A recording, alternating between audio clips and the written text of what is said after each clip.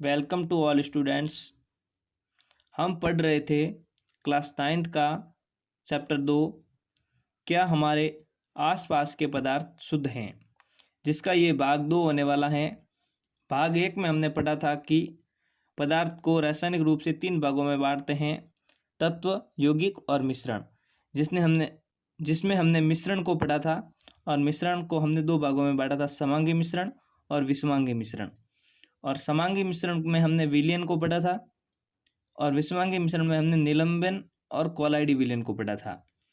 जो आज का हमारे इस वीडियो में जो टॉपिक है इस पार्ट का, वो है मिश्रण के घटकों का पृथक्करण। हमने पढ़ा था कि जो मिश्रण होता है वह 2 या 2 से अधिक पदार्थों से मिलकर बना हुआ होता है। तो उसको किस प्रकार से अलग अलग किया जा सकता है वो हम पढ़ेंगे। तो सबसे पहले हम विषमांगी मिश्रण को जब देखते हैं तो हमने पढ़ा था विषमांगी मिश्रण जो होता है उसमें पदार्थ के कण हमें साफ साफ दिखाई दे सकते हैं। तो विषमांगी मिश्रण को हम आसान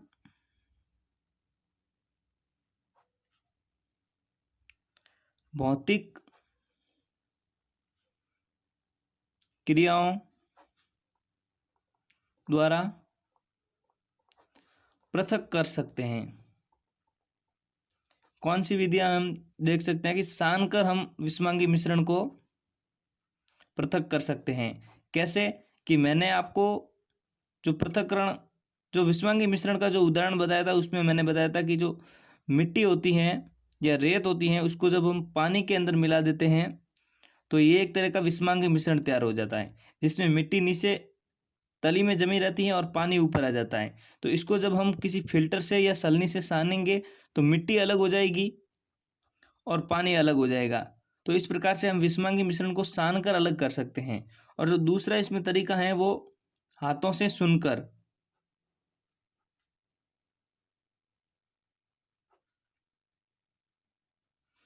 जैसे गेहूं है और गेहूं के अंदर कंकड़ मिला दिया जाए तो ये भी एक तरह का विषमांगी मिश्रण तैयार हो जाएगा। और इस गेहूं के अंदर जो कंकड़ है इसको हम हाथों से सुनकर अलग कर सकते हैं। तो ये हो गए विषमांगी मिश्रण को हम किस प्रकार से अलग कर सकते हैं। जो समांगी मिश्रण होता है इसको पृथक करने के लिए हमें मशीनों का उपयोग करना पड़ता है या एक विशेष तकनीकों का उपयोग करना पड़ता है, वही हम इस वीडियो में आगे देखने वाले हैं।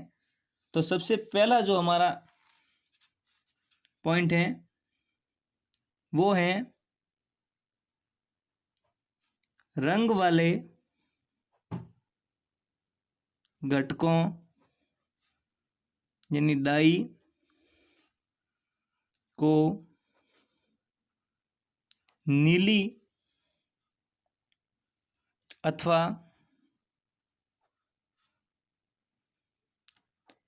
काले रंग वाली स्याही से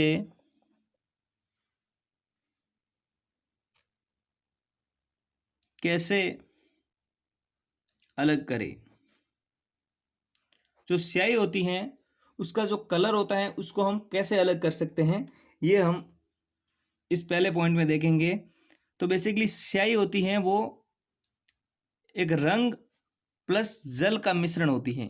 तो इसके लिए हम इसके लिए एक क्रियाकलाप करेंगे कि हम एक बीकर लेंगे,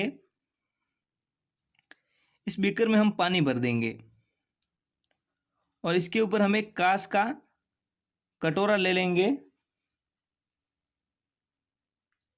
जिसे वॉश ग्लास कहते हैं। इस कांच के कटोरे में हम वो स्याही डाल देंगे और फिर इसको एक स्टोव के ऊपर रखकर इसके नीचे हम आग लगा देंगे या तापमान देंगे हम।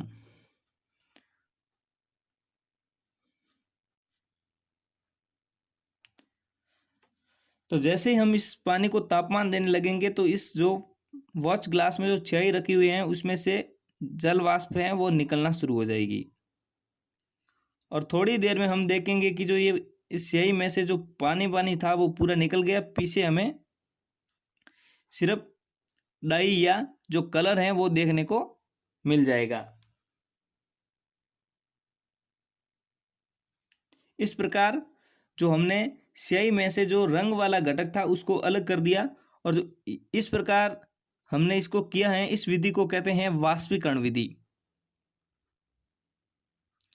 इस विधि से हम दो अलग अलग पदार्थ हैं उनको वाष्पीकृत करके अलग किया जा सकता है। जैसे अगर जल में, यहाँ जल में कलर मिला हुआ था या जो रंग या डाई मिली हुई थी, इसको हमने वाष्पीकृत करके अलग कर दिया, जिसमें जल वाष्पीकृत हो गया और पीछे की जो रंग या स्याही थी वो बस गई। जो हमारा सेकंड टॉपिक है इसका, दूध से क्रीम को कैसे पृथक करें। तो स्टूडेंट्स, आपने मार्केट में अलग अलग क्रीम वाले दूध देखे हुए होंगे, जैसे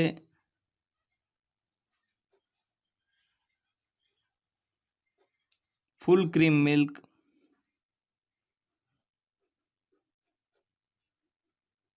टोन्ड मिल्क। तो इसमें क्या होता है कि जो दूध होता है वो एक तरह का कोलाइडी विलेन होता है,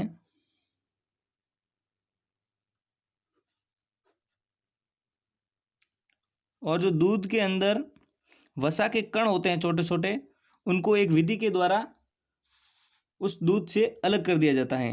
वो विधि अपकेंद्रण विधि कहलाती है। ये किस प्रकार की जाती है? ये इस मशीन, इसमें एक मशीन होती है जो गोल गोल घूमती है, उसके अंदर कोई भी पदार्थ हम मिलाएंगे तो इस पर अपकेंद्रण बल के कारण जो भारी वस्तु होगी वो किनारों पर रह जाएगी, और जो हल्की वस्तु होगी वो मध्य में कोने में आ जाएगी।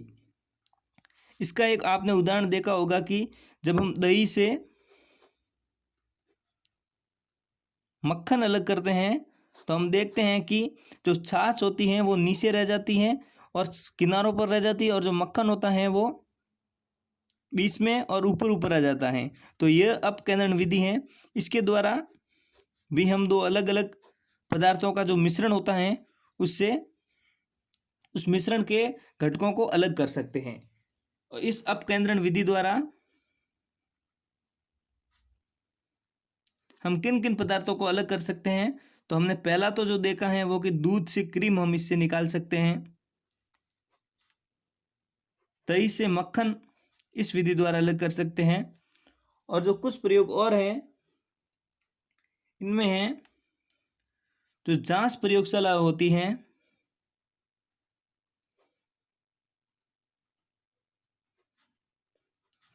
जो रक्त और मूत्र जांच यानी कि जो ब्लड और यूरिन टेस्ट होता है वो भी इसी प्रक्रिया से किया जाता है।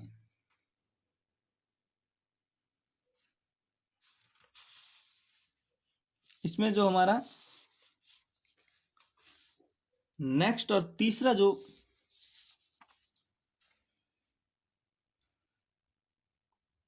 पॉइंट है वो है दो अघुलनशील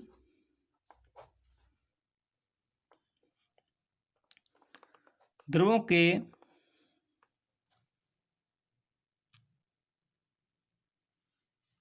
मिश्रण को कैसे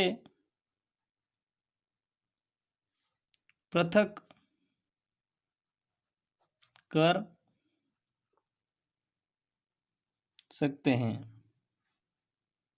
दो अघुलनशील पदार्थों या दो अघुलनशील द्रवों को उनके मिश्रण से कैसे पृथक कर सकते हैं? तो इसके लिए हम एक प्रैक्टिकल करेंगे कि जो पानी होता है उसके अंदर हम मिट्टी का तेल यानी केरोसिन मिला देंगे। फिर जो हमें मिश्रण तैयार होगा हमारे पास, उसको हम एक पृथक्करण कीप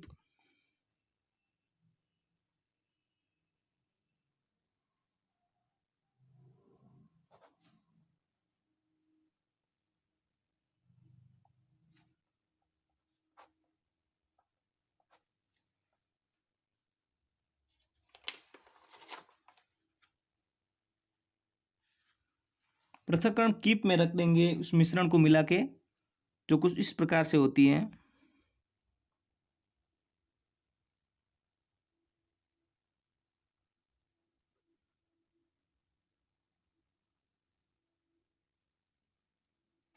और इस पृथक्करण कीप में हम उस पूरे मिश्रण को मिला देंगे और यहाँ से उसको एक कॉर्क से बंद कर देंगे।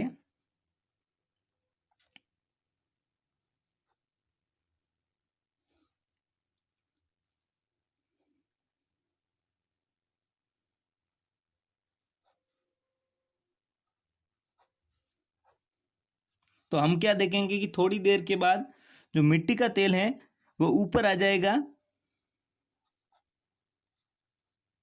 और जो जल है वो नीचे रह जाएगा। तो इस प्रकार से ये मिट्टी का तेल और जल दोनों अलग अलग हो जाएंगे। ऐसा इसलिए होता है कि जो अलग अलग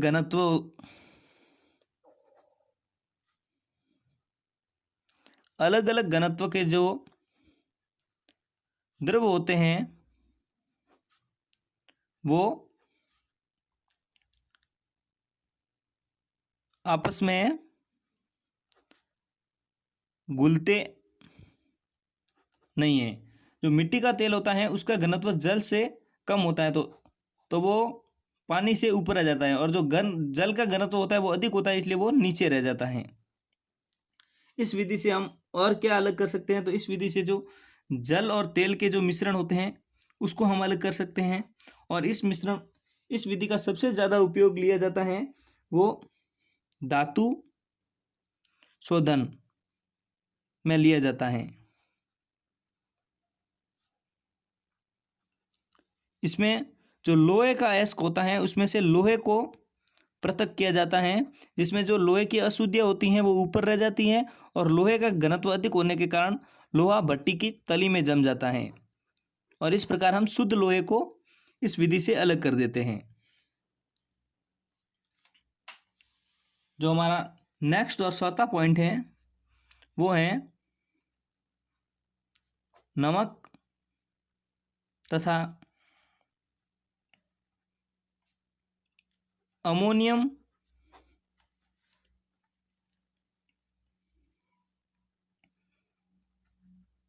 क्लोराइड के मिश्रण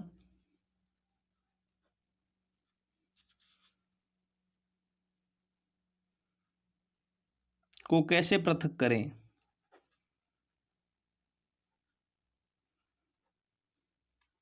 तो आपने जो नेक्स्ट जो पहला चैप्टर था इससे अगला चैप्टर था उसमें अमोनियम क्लोराइड का एक गुण देखा होगा,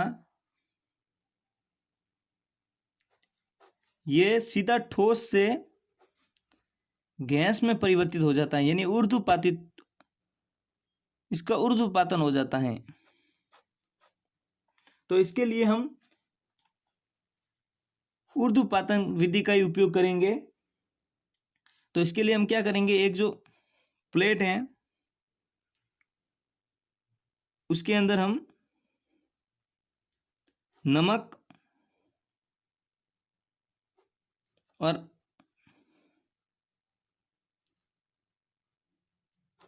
अमोनियम क्लोराइड का मिश्रण ले लेंगे और इसके ऊपर हम एक उल्टी कीप रख लेंगे।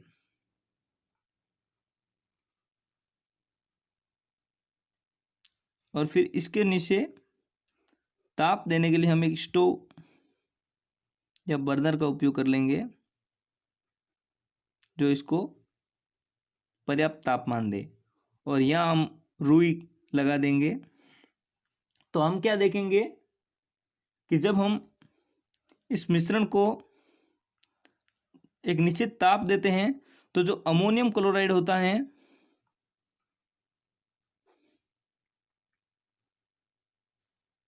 वो सीधा गैस में बदल जाता है और यहाँ आकर पुनः ठोस में जम जाता है, और कीप के जो मुहाने पर ये अमोनियम क्लोराइड ठोस रूप में जम जाता है। और जो नमक होता है वो यहीं पीछे इस प्लेट में रह जाता है। तो इस प्रकार हम अमोनियम क्लोराइड और नमक को अलग अलग कर सकते हैं। तो इस विधि द्वारा हम और किन्हें अलग कर सकते हैं? तो इस विधि द्वारा हम अगर कोई चीज़ कपूर में मिली है तो उसे अलग कर सकते हैं, या नेफ्थलीन में मिली है तो भी इस ऊर्ध्वपातन विधि से हम इसे अलग कर सकते हैं।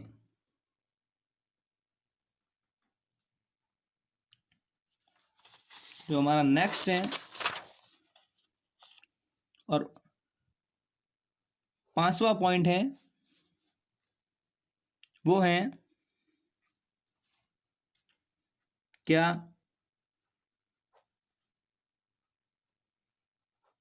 काली स्याही में डाई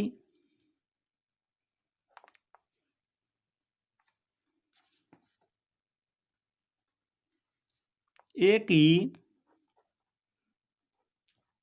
रंग है? तो इससे हम देखेंगे कि क्या कोई स्याही एक ही रंग से बनी हुई है या अलग अलग रंग के मिश्रण से बनी हुई है। तो इसके लिए हम एक प्रैक्टिकल करेंगे कि एक जार लेंगे कांच का, जिसके अंदर हम पानी के साथ कुछ बूंदे स्याही की मिला देंगे।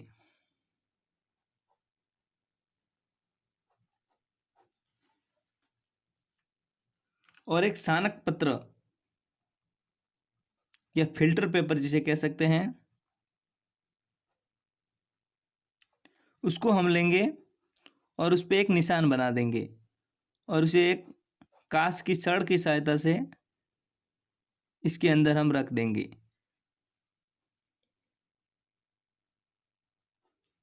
तो हम क्या देखेंगे कि जो जल में अधिक घुलनशील वाला डाई या कलर होगा वो इस जल के साथ इस सानक पत्र के ऊपर चढ़ जाएगा, और जो कम घुलनशील वाला डाई या कलर होगा वो इस द्रव में या जो इस पानी में बना रहेगा।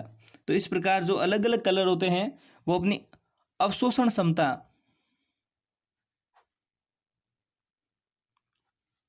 के कारण पृथक हो जाते हैं, क्योंकि जो जल्दी घुलनशील वाला कलर होगा वो जल्दी अवशोषित हो जाएगा, और उसे जो वो डाई जो कम घुलनशील है उसे अवशोषित होने में टाइम लगेगा। तो दोनों अलग अलग हो जाएंगे, जो इस विधि को क्रोमेटोग्राफी कहते हैं।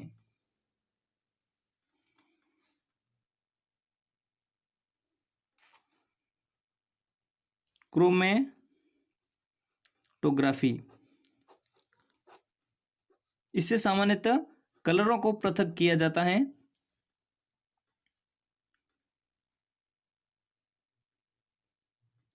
इसे क्रोमेटोग्राफी इसलिए कहा जाता है क्योंकि जो ग्रीक भाषा में क्रोमा शब्द का अर्थ रंग से होता था, और इसे सबसे पहले रंगों को पृथक पृथक करने के लिए उपयोग में लिया जाता था, इसलिए इसे क्रोमेटोग्राफी नाम दे दिया गया। और इसका उपयोग रक्त से नशीले पदार्थों को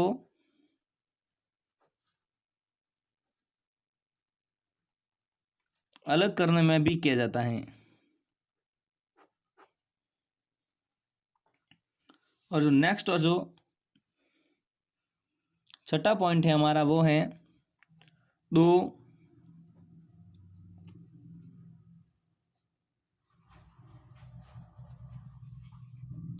घुलनशील द्रवों के मिश्रण को कैसे पृथक कर सकते हैं।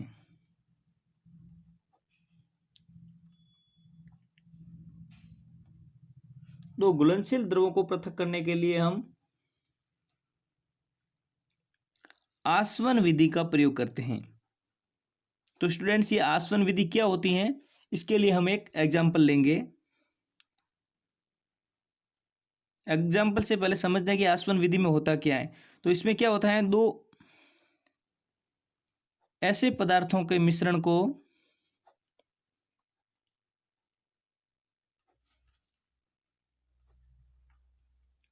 पृथक करने में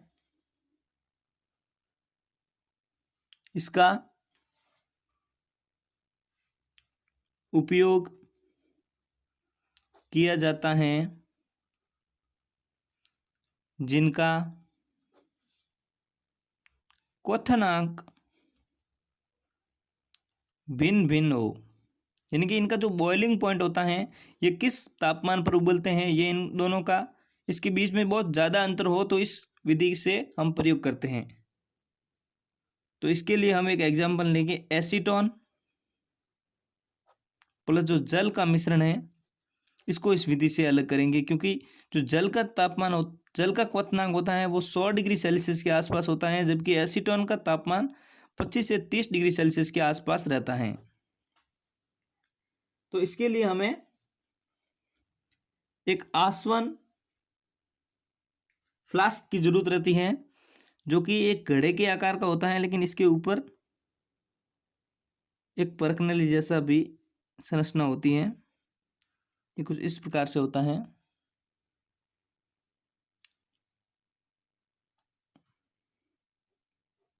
इसको एक स्टोव पे रख देते हैं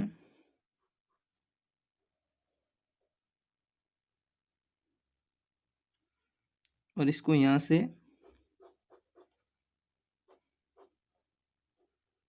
क्लिप के द्वारा पैक किया जाता है।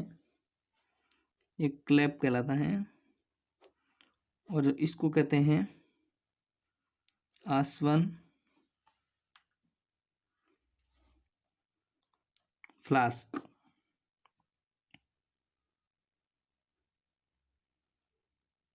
यहाँ कॉर्क लगाकर एक थर्मामीटर लगा देते हैं, जिससे हम इसको जितना चाहे उस ताप पर हम गर्म कर सकते हैं। और इसके अंदर हम एसीटोन प्लस जल का मिश्रण कर देंगे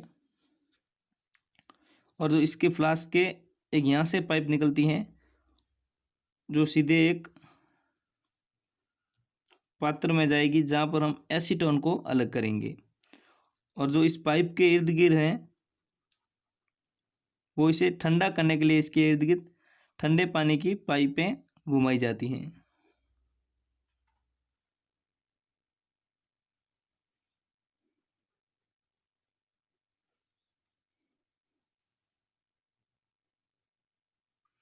इसको जब यहाँ से गर्म करेंगे तो एसीटोन का क्वथनांक बहुत कम होता है जल से, तो एसीटोन जल्दी उबलने लग जाएगा और एसीटोन यहाँ से उबलकर सीधे इस नली से होकर जैसे ही जाने लगेगा तो यहाँ जो ठंडा पानी है इसको वापस द्रवीकृत रूप में बदल देगा और यहाँ पर वापस एसीटोन आ जाएगा। तो इस विधि को हम आसवन विधि कहते हैं।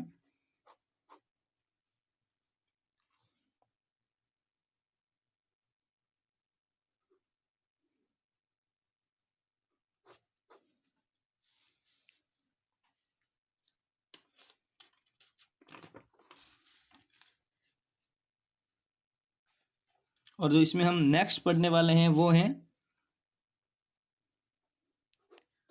प्रभाजी आसवन विधि। तो ये क्या होती हैं स्टूडेंट्स, ये बिल्कुल आसवन विधि जैसी होती हैं, लेकिन इसमें उन दो पदार्थों को अलग अलग किया जाता है जिनके बीच क्वथनांक के बीच का अंतर 25 डिग्री केल्विन से कम हो। तो ये इसकी प्रक्रिया ठीक इसी प्रकार से होती है, लेकिन इसमें एक फर्क होता है कि यहाँ पर जो आसवन फ्लांक होता है इसके ऊपर एक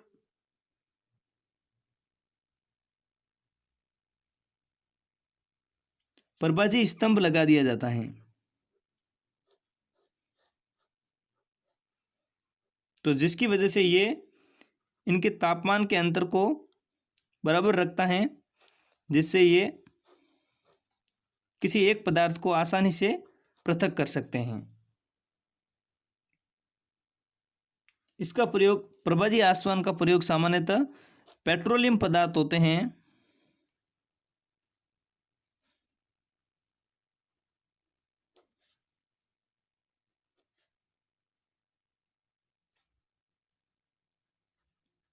उनको पृथक करने में इसका उपयोग किया जाता है।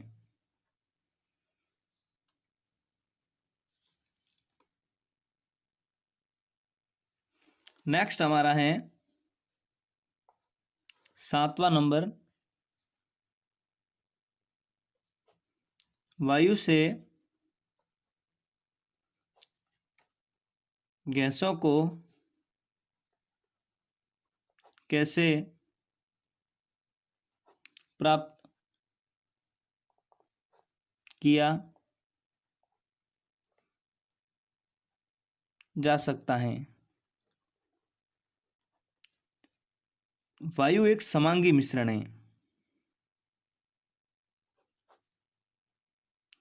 और वायु में अनेक गैसें मिली हुई जो होती हैं, इनमें से मेजर जो होती हैं वो ऑक्सीजन और नाइट्रोजन होती हैं। नाइट्रोजन को गैसों का विलायक भी कहते हैं क्योंकि ये जो वायुमंडल में है सबसे ज़्यादा होती हैं। तो गैसों को हम कैसे वायु से प्राप्त कर सकते हैं, इसको वी प्रभाजी आसवन विधि द्वारा पृथक किया जा सकता है और इसको हम देखेंगे कि हम गैसों को कैसे वायु से पृथक कर सकते हैं। तो सबसे पहले गैसों को वायु से पृथक करने के लिए इसको संपीड़ित करके और फिर तापमान को कम करके इसको हम द्रवीकृत में बदल देते हैं, द्रवीकृत गैस। और इस द्रवीकृत गैस को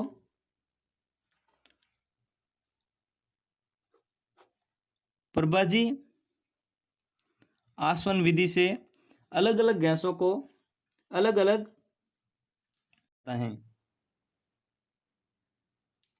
जो क्वथनांक के हिसाब से ये अलग अलग हो जाती हैं। जिनका क्वथनांक कम होता है वो पहले अलग हो जाती है और जिनका क्वथनांक ज़्यादा होता है वो बाद में अधिक होती है। तो एक बाद में अलग होती है। ये किस प्रकार से होती है इसको हम डायग्राम से समझते हैं कि सबसे पहले जो वायुमंडल से हम वायु को अंदर लेंगे तो यहाँ पर एक बॉक्स बना हुआ होगा जहाँ पर दाब या प्रेशर के लिए कुछ लगे हुए रहेंगे जो गैसों को संपीड़ित करेंगी, यानी गैसों को दाब के द्वारा संपीड़ित किया जाएगा। और फिर जो एक आगे टैंक लगा रहेगा, ये गैसें सीधे उसके अंदर चली जाएगी और यहाँ से जब ये गैसें अंदर जाएगी इसके, तो यहाँ से ये ठंडी होगी जिससे ये द्रव में बदल जाएगी। और यहाँ इसे ठंडा करने के लिए और भी कुछ लगे हुए रहेंगे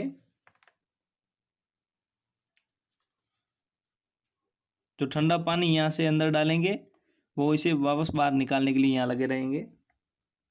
और जो यहाँ से जो ठंडी गैस है वो आगे एक अलग बॉक्स में जाएगी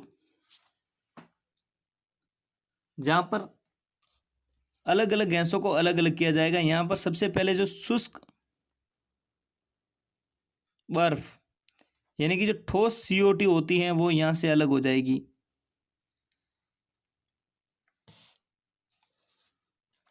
और यहाँ से जो द्रवीकृत वायु होगी वो आगे एक चैम्बर में जाएगी, वहाँ से ऑर्गन और नाइट्रोजन निकल जाएगी और जो बचेगी वो अगले पात्र में चले जाएगी जहाँ पर ये द्रव रूप में हमें ऑक्सीजन मिल जाएगी। तो सबसे बाद में ऑक्सीजन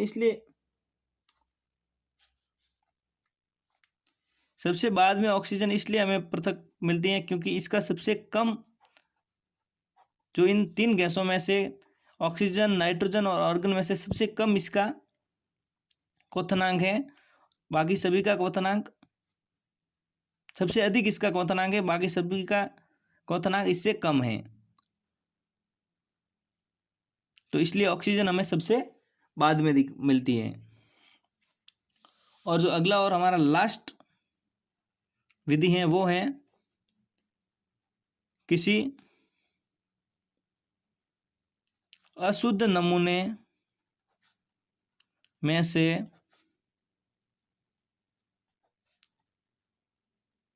कॉपर सल्फेट को कैसे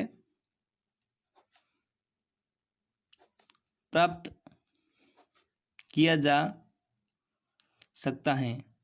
तो इसके लिए हम एक प्रैक्टिकल करेंगे कि हम एक बीकर में थोड़ा सा पानी लेके उसमें कॉपर सल्फेट डाल देंगे, अशुद्ध कॉपर सल्फेट डाल देंगे और फिर इसको गर्म करेंगे। थोड़ा बहुत गर्म करने पर जब जल वाष्पीकृत हो जाएगा तो इसे हम ढक्कन लगाकर कुछ देर के लिए छोड़ देंगे। जब इसे हम थोड़ी देर के बाद देखेंगे तो जो कॉपर सल्फेट है ये शुद्ध रूप से क्रिस्टलों में परिवर्तित हो जाता है। तो इस विधि को, जो कॉपर सल्फेट को शुद्ध रूप से किसी अशुद्ध नमूने से अलग करने की जो विधि है, इसे क्रिस्टलीकरण कहते हैं।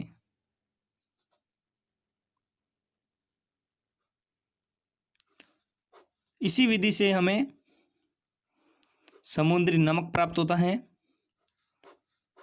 जिसमें लवणीय जल को गर्म करके इसे वाष्पशील कर दिया जाता है और पीछे जो क्रिस्टल के रूप में हमें नमक प्राप्त होता है। और अशुद्ध नमूने से फिटकरी को भी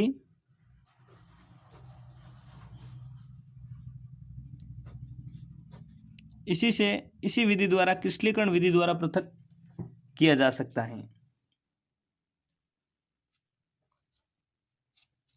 तो स्टूडेंट्स, इस सेशन में हमने मिश्रण को किस प्रकार से अलग अलग विधियों द्वारा उसके पदार्थों को पृथक कर सकते हैं ये पढ़ा। इसमें टोटल हमने 1 से लगाकर 8 विधियां पढ़ी हैं। जो हमारा अगला भाग इस अध्याय में होने वाला है वो भौतिक एंड रासायनिक परिवर्तनों के बारे में होगा। और जो दूसरा पॉइंट रहेगा इस नेक्स्ट सेशन में वो रहेगा शुद्ध पदार्थों के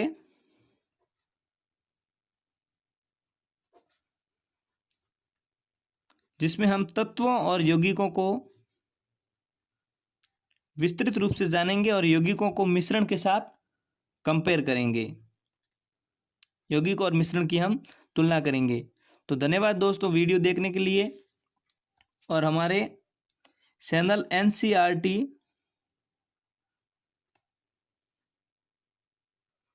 सीखो को सब्सक्राइब करें और इस वीडियो को ज़्यादा से ज़्यादा शेयर करें।